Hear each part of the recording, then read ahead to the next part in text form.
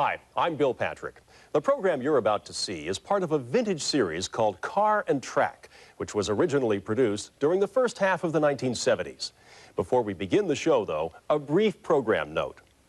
Using as many as 8 cameras to shoot a single event, Car and Track captured some of the great NASCAR competitions of the era, one race at a time.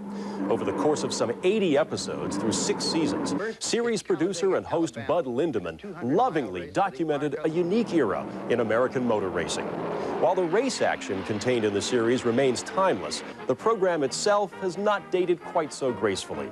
Although the years have not been overly kind to Bud's decidedly low-key introductions and interviews, we believe them to be an integral part of this one-of-a-kind series. So please, stay with us now as SpeedVision presents a rare slice of 1970s Americana, Car and Track.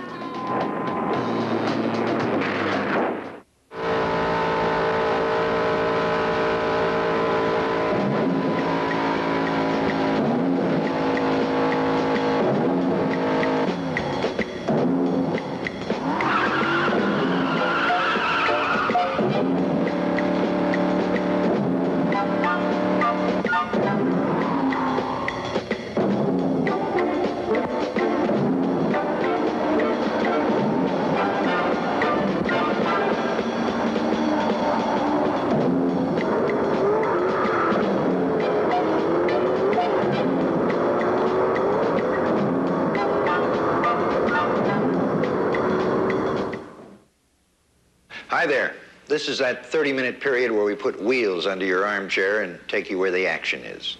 And on today's show, we found it at Ontario Motor Speedway at Ontario, California.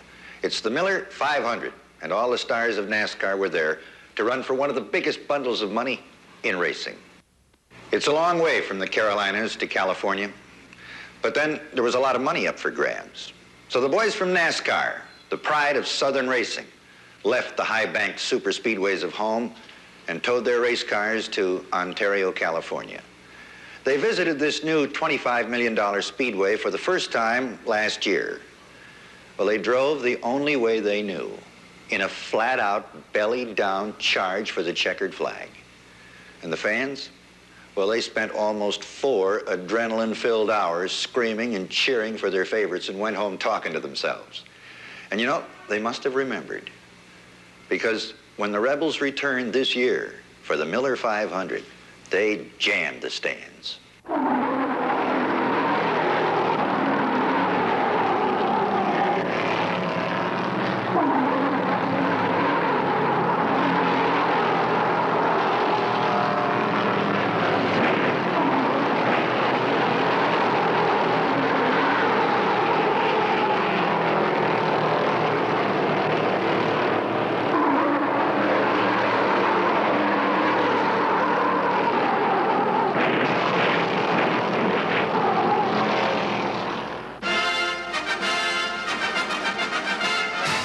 If action sold for $1 a pound, you could get rich at this track. And today's running of the Miller 500 looks like a wild one. The finest stock car drivers in the world were assembled here, and the bait they dangled in front of them was a purse worth $208,000. The 51 fastest qualifiers were lined up for the 3 abreast start. A.J. Foyt's speed of 153.217 gave him the quickest time and the pole position in number 21, the Wood Brothers Purolator Mercury. Bobby Allison started alongside in the number 12 Coca-Cola Chevrolet, with Richard Petty on the outside in the number 43 Plymouth. Then it was Buddy Baker, Bobby Isaac, and Red Farmer, with Mark Donahue in the 3rd row. Now the entire field rounds out of the 4th turn and onto the front chute for the green flag. There it is, and they're off.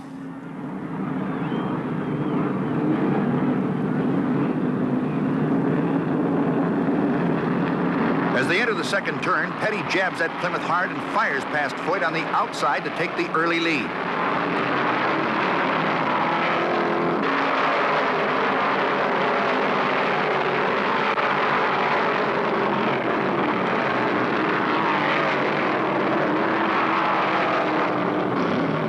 Through the 4th turn, Richard Petty goes a little high, and A.J. screams underneath him on the front chute to take the number 1 spot.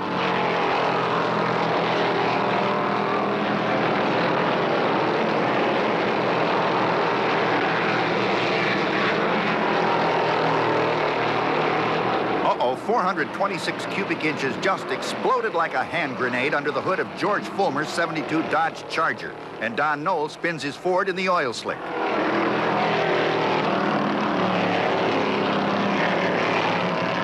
On the 38th lap, Doc Faustina, driving for Walter Ballard, loses the steering in his Plymouth, goes through the infield out of control, crashes into the wall, and spins across the track.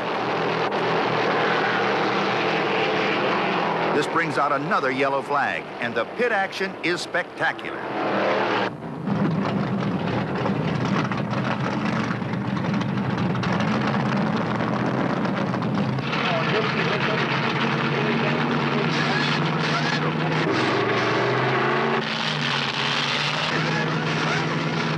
Petty, Baker, Foyt, Allison, Donahue, the lead cars were in for tires and fuel and were out in less than 25 seconds.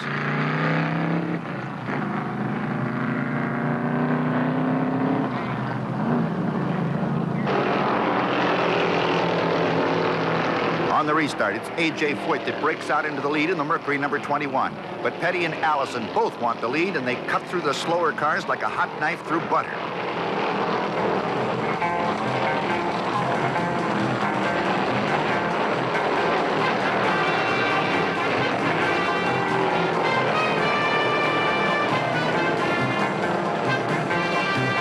Bobby Allison is second, Petty third, Baker fourth. All follow Foyt through turn 2.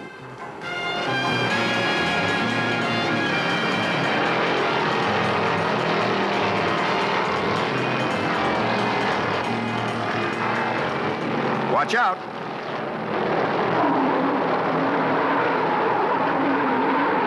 Kevin Terrace in the red number 32 lost it down low, and Tallis in number 23 spun to avoid hitting him.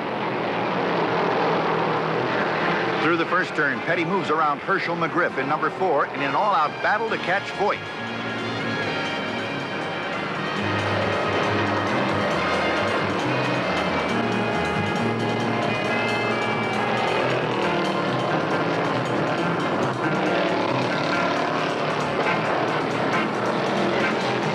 On the front chute, Bobby Allison in the Coca-Cola Chevy takes Richard Petty on the inside for the second place spot. Now he gives chase to A.J. The Petty-Allison duel continues as Richard whips back into second through the fourth turn. As the race goes on, cars continue to drop out. This time it's the number 99 Plymouth driven by Don White with a blown head gasket. The Wood brothers call Foyt in for tires and fuel.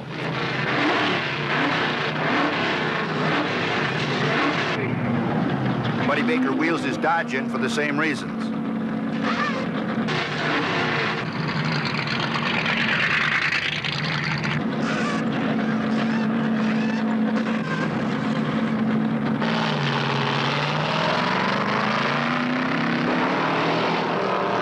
This is flat-out racing rebel style. Every car on the track is after A.J. Foyt, and he knows it.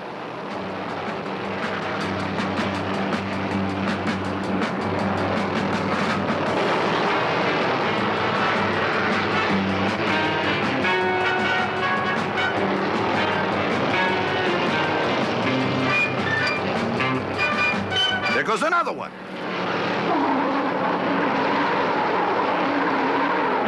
Cecil Gordon put his Mercury on a spinner all the way across the track and crashed into the retaining wall. This puts number 24 out of the race and draws another yellow flag. These boys love to dive in on a caution flag, and pit road becomes a bedlam. It also gives the California race fans a chance to see the fastest pit stops in racing.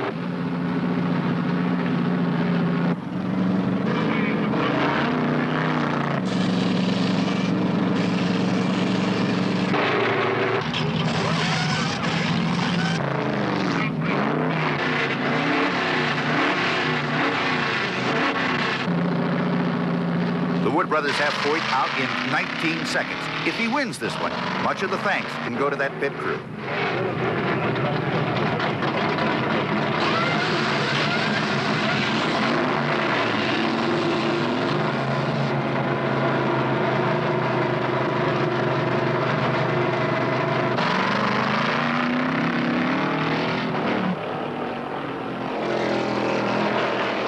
Watch it, the Petty Plymouth number 43 is handling badly.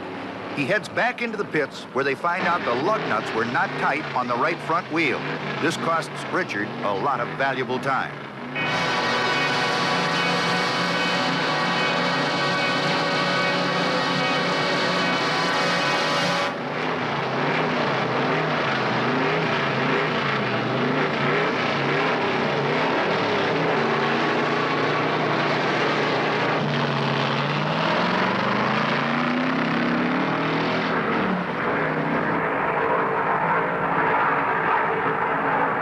Petty comes back on the track in front of Foyt, but AJ still has the lead.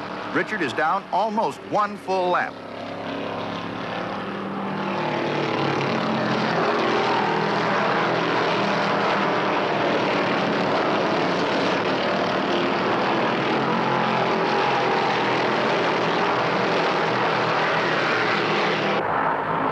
Foyt holds the lead. Bobby Allison second, Buddy Baker third, and Petty fourth.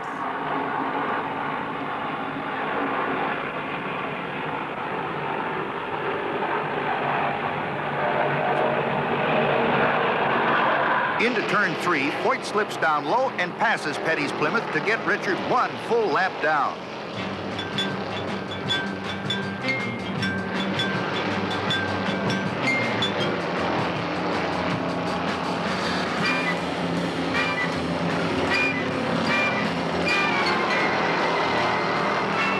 Both Petty and Allison are handling well and gain on Foyt through the turns, but AJ unleashes that big Mercury and runs away on the straights.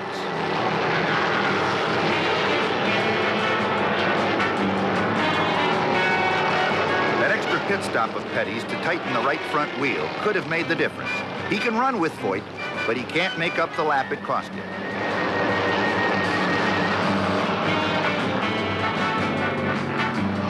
Allison in number 12 and Baker in 11 are dicing for the second place spot and have been swapping it for the last 20 laps.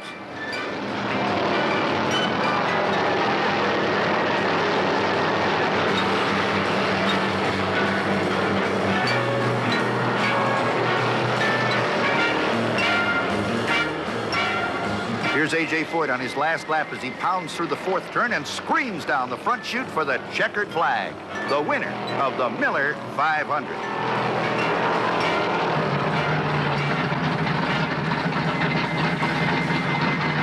The Wood brothers ride the hood of their famous Mercury into another victory lane.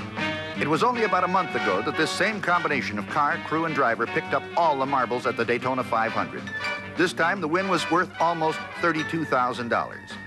When they towed the Mercury back to South Carolina, they left a crowd of 90,000 California race fans eagerly awaiting the return of the Rebels from NASCAR.